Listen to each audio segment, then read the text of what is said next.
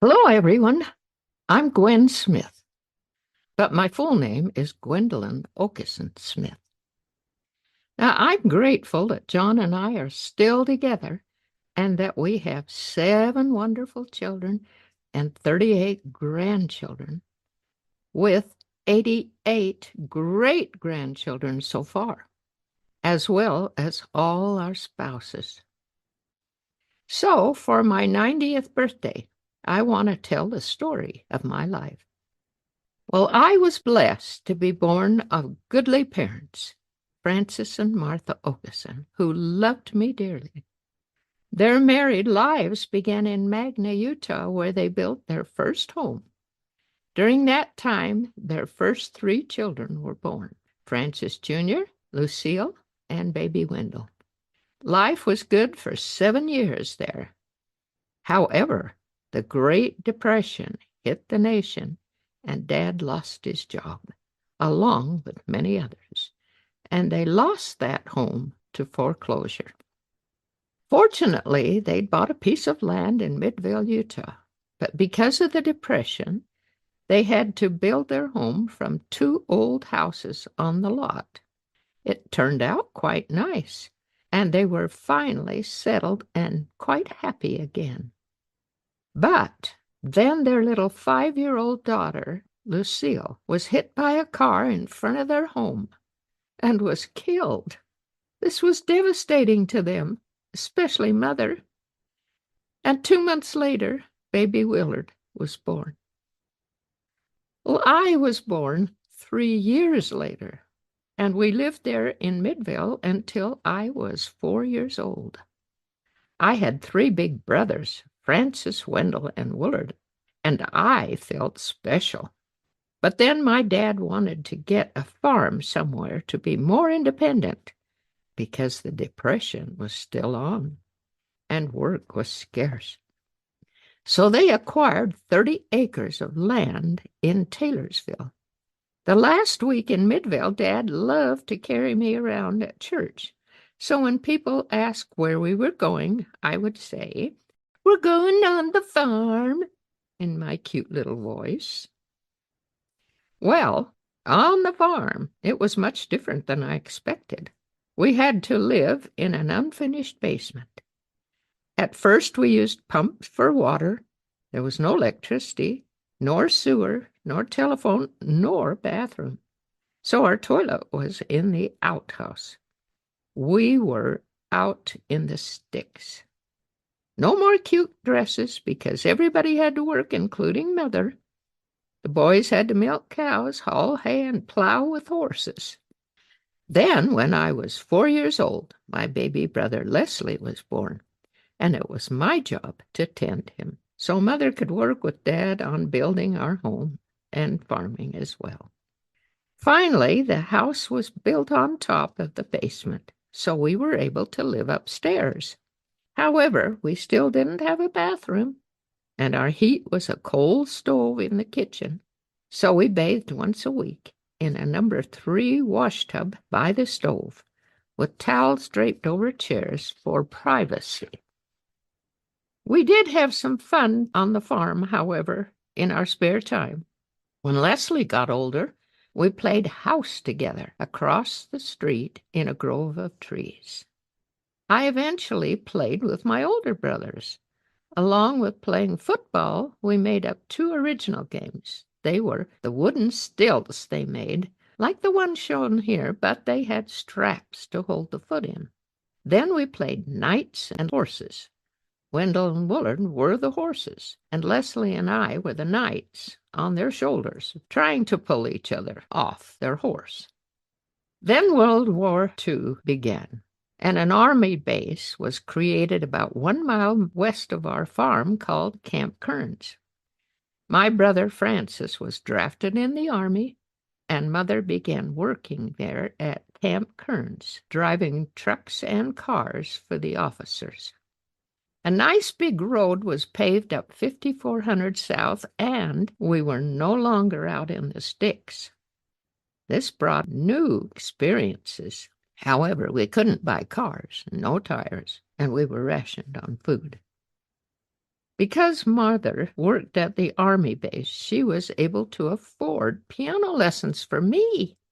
I was 12 years old at the time and was so happy for this opportunity that when my teacher said practice 1 to 2 hours a day, I did it. I was only able to take piano lessons for 4 years because my teacher moved away. But I memorized Clair de Lune for my last recital. I didn't stop there, however. On my own, I learned every song in the hymn book and also learned and memorized Flight of the Bumblebee and Malagueña. I used this piano talent all my life. Well, I loved music and drama. I inherited a few talents from my mother and expanded on them. In high school, I began using them and sang solos in school and church. In high school, I also led the singing for our high school graduation. From there on, I've led the singing in Sunday school when they had opening exercises and church, as well as being the choir director for most of my life. I have enjoyed this. In drama, I enjoyed acting as well, and especially comedy. One thing I liked to do was to pantomime from records. My favorite was Sunday driving. This is a picture of the house I grew up in. It didn't always look like this. It was made of used brick, but eventually it was stuccoed and looked quite beautiful and unique with a Spanish-style look. This picture shows my parents and siblings when they were older. Also a picture of our growing families. Notice Becky, Marlo, and Lowell, along with their cousins. Well, here's the story of our courtship. Well, I had dated several boys, but then came John Smith, whom I'd known for many years because my brother married his sister. I also played with John and his younger sisters as children, but John had a strong testimony of the gospel, and I felt safe with him. However, on one of our dates, he asked me to press his school ring to see what would happen. I did, and he planted his first kiss on me, but it didn't turn me on. I thought that when you found the right one, there would be stars and sparks. But no, I cried, hoping it would be him. We stayed up all night till 4 a.m. talking. His mother stayed up waiting for him, but my parents were asleep, thank goodness. John kept pretty busy with college and chores, so our dates were far apart. Some dates were in the barn while he milked. But then he got a mission call to Hawaii and didn't want to lose me, hoping I would wait for him. I said I would. A few days later, he pinned his seminary pin on me, hoping that would seal the deal because he couldn't afford a ring. His sister, Avon, said that would never work. So his dad helped him get a ring by John selling his only pig to him. Later, I referred to myself as a one-pig wife, not like Johnny Lingo's wife for 8 cows. But when we had 7 children, he bought me another special, beautiful ring with 7 diamonds for my children and 7 for their spouses and 1 larger one for John and I. Well, back to the night he gave me this first ring. It was after a farewell party for him. So while giving me an awkward hug and kiss, he reached in the glove compartment and pulled out a ring and put it on my 4th finger. Of course, I was happy because I'd have something to show that I was engaged. The next day, I showed my parents the ring, but my dad didn't like it at all. I was afraid he'd take it off. He wanted the best for me and felt that waiting 2 years was absolute foolishness. But with Mother's help, he got used to the idea and supported me in my decision. Well, during the next 2 years on his mission, it was a blessing to him, and he served on 3 islands, Oahu, Maui, and Kauai. I worked while he was gone to save money because I knew he wouldn't have any money when he returned. Well, this is the story of when he returned. I was excited, but the circumstances weren't the way I envisioned. Instead of the romantic scene of boy meets girl, he came a day late and saw me in the office typing. I was rather shocked. That was not the place to meet. He had his old dark double-breasted suit on and a short haircut with dark-rimmed glasses. I was so embarrassed and so disappointed. I went out in the hall just outside the office to meet him. He gave me a quick kiss and an orange paper lei around my neck. Then we went down to his dad's car full of riders. We crowded in, and I saw that his sister Avon also had a pink paper lei. Now, mine wasn't special anymore. I thought, I waited 2 years for this? But I kept my promise, and John was happy to be home and thought he'd done everything right. Now, I didn't know this, but the next day he had to be in school at the university, being 2 weeks late. What was I to do? I'd taken off work and couldn't let on that things didn't work out like I planned. Well, John didn't have any nice clothes, so we shopped for 2 shirts and 2 pair of pants. He looked better now, and I finally got used to his glasses, and his hair eventually grew back. Well, 2 months later, we were married in the Salt Lake Temple on December 16, 1955. Otherwise, we would have had to wait until March for another school break, and I had waited long enough. Well, I wanted to have a nice reception at the Ward House, so Mother and Dad helped with the background, tables, and refreshments, and Avon, my sister-in-law, arranged all my flowers, which were sent from Hawaii, white orchids and many small purple orchids. I felt like a fairy princess with my bouquet and poofy dress. We enjoyed a wonderful reception with all our friends and family. Then after the reception, John pulled out some handcuffs that he'd borrowed from a police officer so that his mischievous friends didn't split us up like they did his sister Esther. We put them on and headed out to nowhere planned. We drove uptown and got a motel for $7 the first night, but thinking it was too much, we got a room at the back for $3.50, which I regretted. Well, after 3 days, we went to our apartment on 47th and Redwood. It was upstairs in an old home. The kitchen needed work, and we bought a used stove and fridge. The living room had a coal stove in it, which served as a bedroom.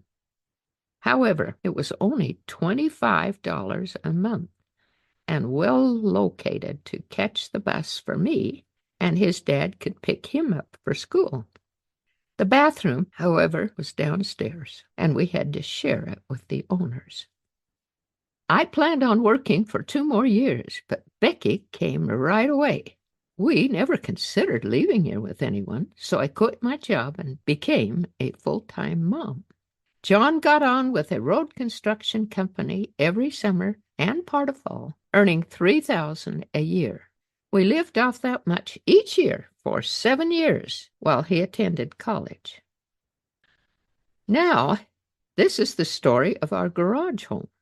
I had saved some money, and we used it to help build this little garage home on the property his dad gave us next to Joseph and Samuel. So with slave labor from our families, we had the shell of a garage home with an oil stove in the middle, and lived there for 7 years and had 4 children, Becky, Marlo, Lowell, and Suzanne. It was crowded, but worked. Marlo and Lowell slept on a fold-down couch. Of course, they fought over the middle, so we rolled up a blanket between them with separate covers. Finally, by the time John graduated, we had 3 children with 1 on the way. He then got a job with Utah Power and Light as an electrical engineer. It was wonderful to have a paycheck every month. So to celebrate, we bought a station wagon and went to California to visit his sister Esther, and also went to Tijuana, Mexico, just over the border. We were then able to get a loan and have a full house added to our garage.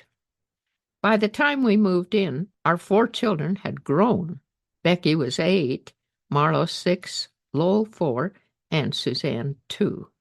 After moving in the new house, we had 3 more children, Paul, Linda, and Robert. About 20 years later, we started remodeling the home to beautify it and give us more room as the family grew. There have been at least 12 major changes over a period of 40 years to make the home and yard more useful and beautiful, thanks to Lowell and all others who helped. A few examples are a bay window in the kitchen for more room, also a bow window in the front with stonework and a gable. Ah, it was beautiful and looked like a new house. Then John and I added the deck at the back with a jacuzzi, which we all enjoyed for 25 years. Then finally, Lowell built a large room where the deck was for family dinners and Christmas programs. Also, Paul built a gazebo in the backyard where many wedding receptions took place. Here are some fun things I did with the family. We'll start with the piano. Through the years, I taught all my children the piano, as well as many neighbors in the Warden Stake. I wanted to give them the same opportunity that I had. As time went on, I taught over 300 piano students, and a few to sing as well.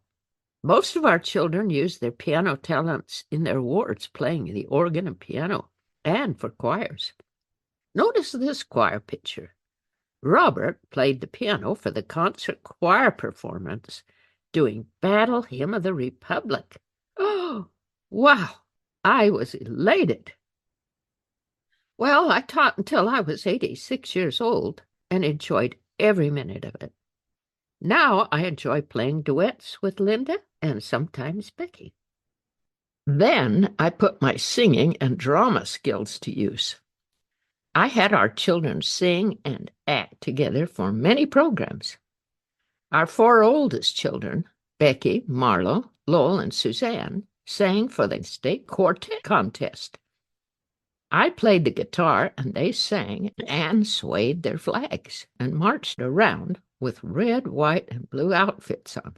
They sang a medley of Yankee Doodle Dandy and You're a Grand Old Flag. To our surprise, we won the contest and received a trophy. That gave us courage to do more songs, so we did several programs of some Broadway tunes and even sang in state conference with all our family.